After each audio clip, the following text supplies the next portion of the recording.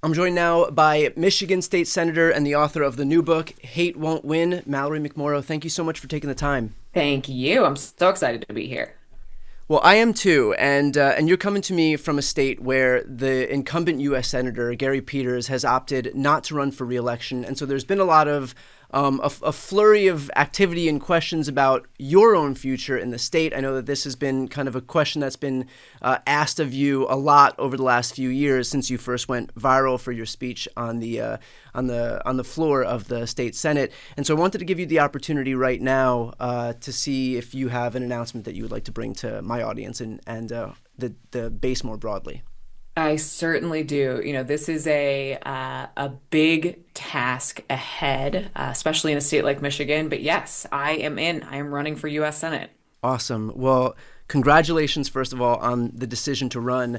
Why did you decide that now was the moment to run? Again, like you went viral several years ago, and so you've been in this conversation for a really long time. Why was now the moment that you decided to jump in?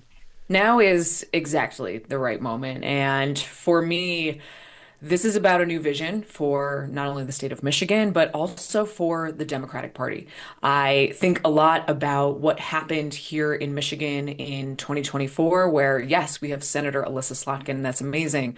But Michigan also elected Donald Trump. And what I think Democrats missed is how much people are really struggling. This feels like too often the Democratic Party and the leadership out of Washington is the party of well, actually.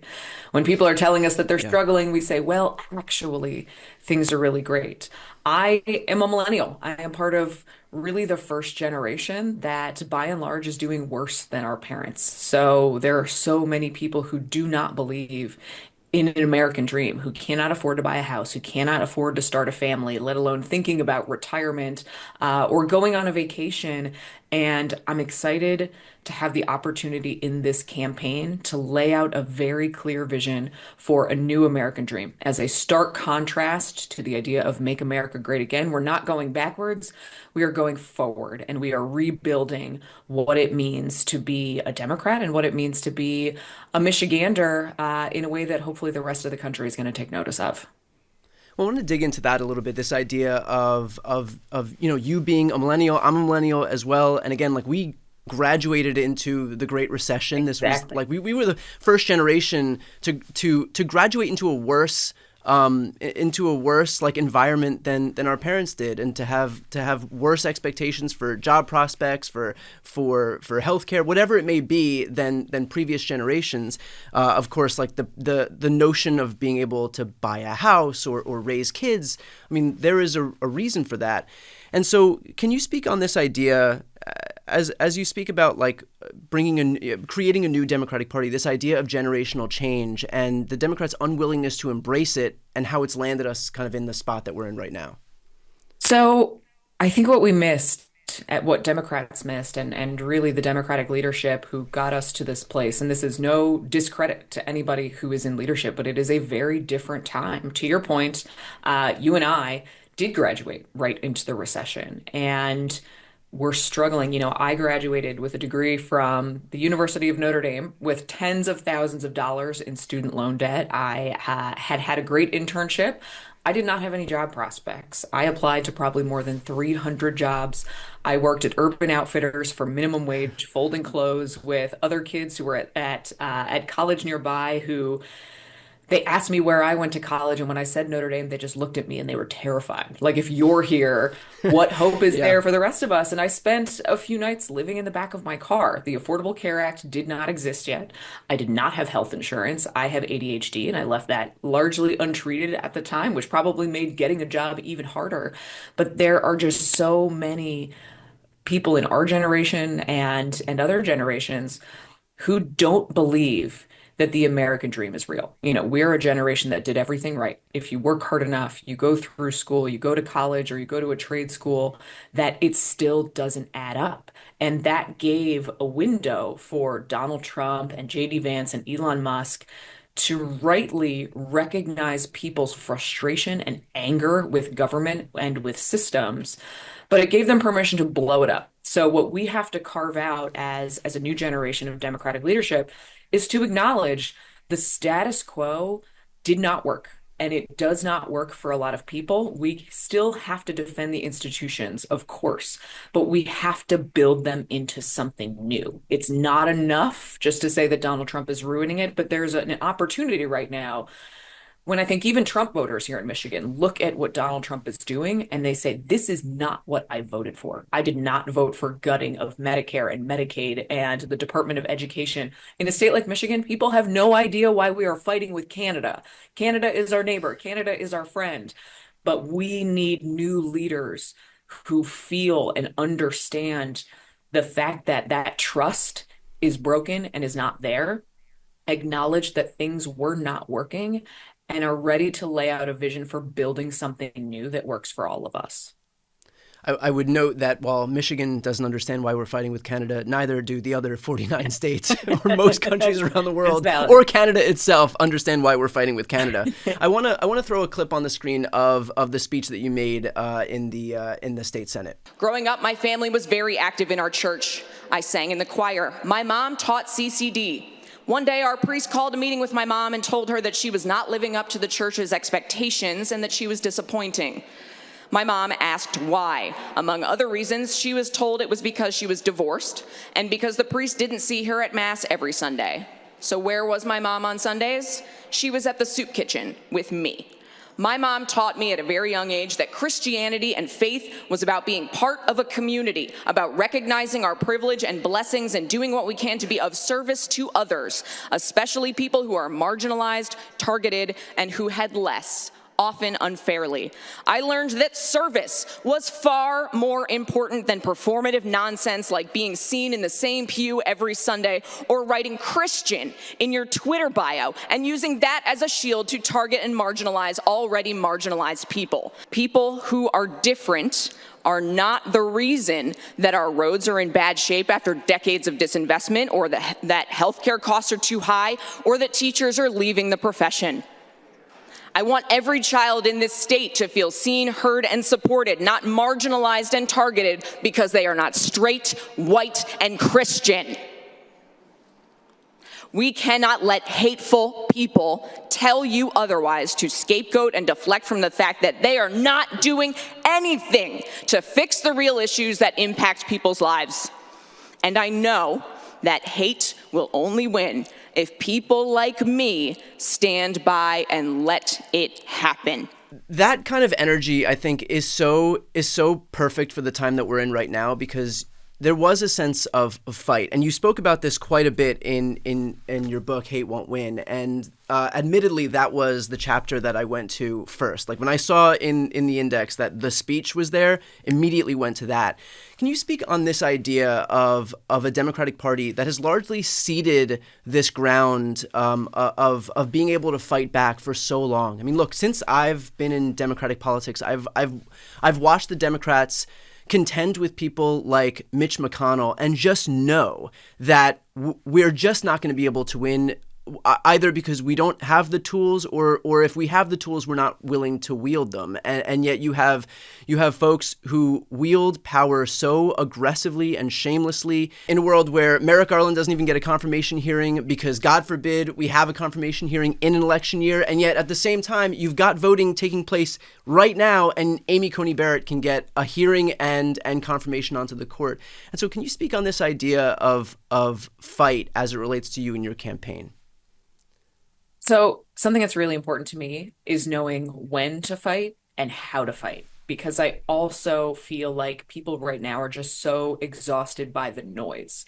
It's not enough just to pick a fight every single day. You have to fight and fight for the right things and fight on your own terms. And that, I think, is something that Democrats really need to build up this muscle, and why I feel so passionately about the fact that we have to have our own message. We have to be talking about a new American dream so that we're fighting on our own turf.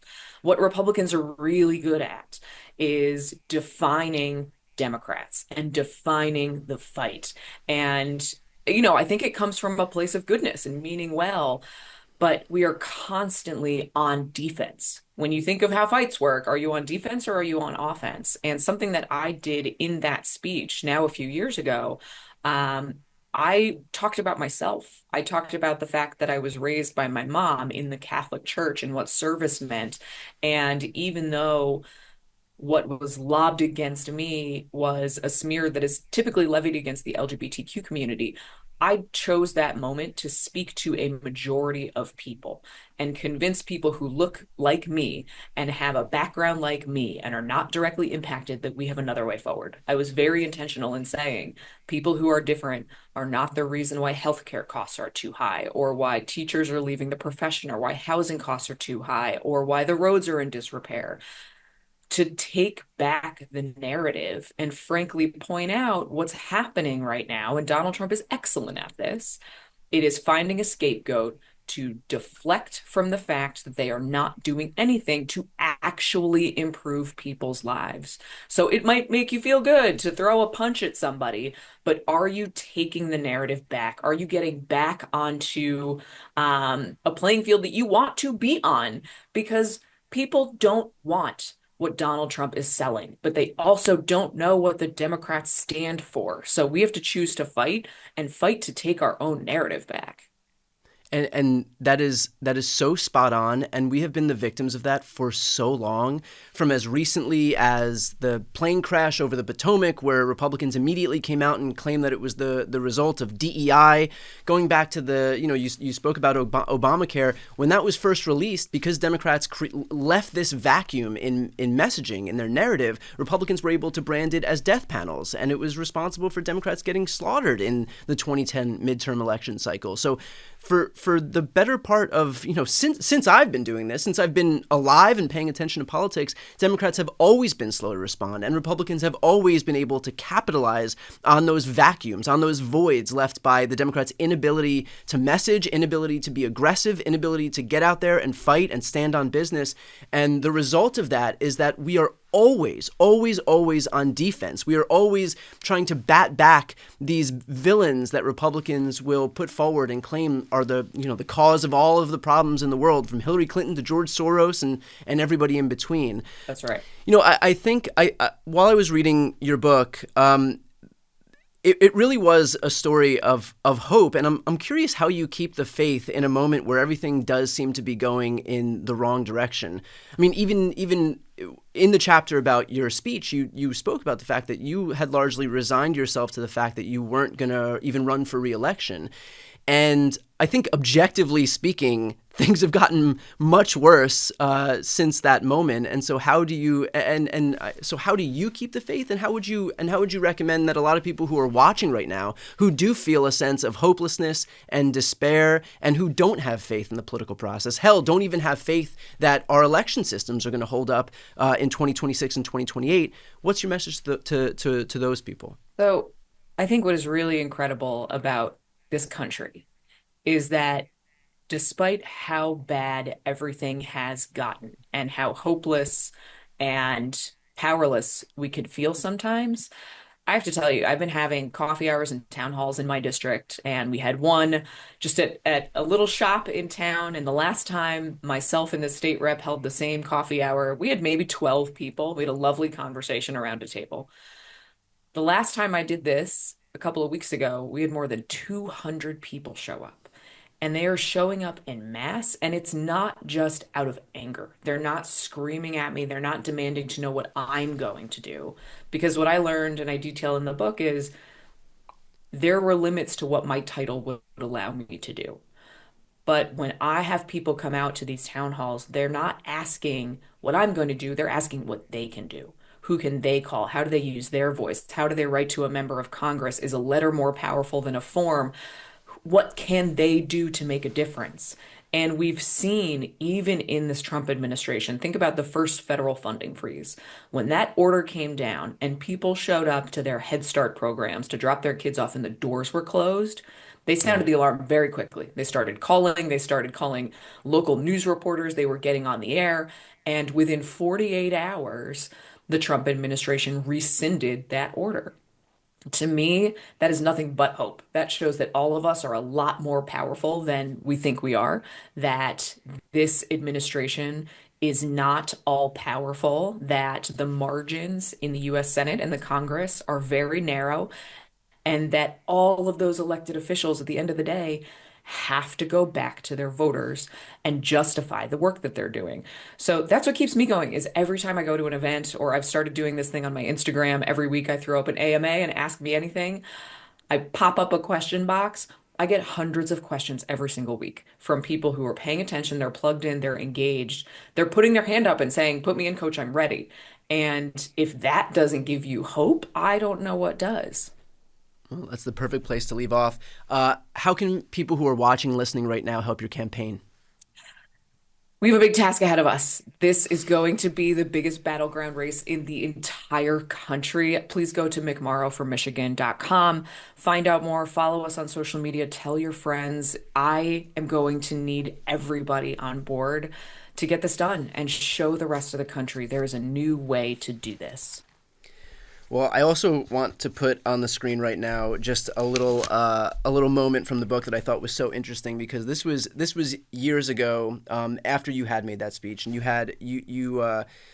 you put into the book a bunch of examples of what people were telling you, and they wrote, "Don't stop. We need a million more of you. Keep up the fight. You're a breath of fresh air. Give them hell. Thank you for giving me hope for the country I love. Please don't stop. We are with you." And it's a nice full circle moment right now for all of that encouragement that you got quite a few years back. That now you're stepping up into this position where I think you'll have an even bigger platform. And I know a lot of folks have been really looking forward to you making the announcement that you've just made. So best of luck on the campaign trail. For anybody who's watching right now, highly recommend that you grab Hate Won't Win, and please support Mallory McMorrow for the U.S. Senate. Thank you so much for taking the time. Thanks, Brian.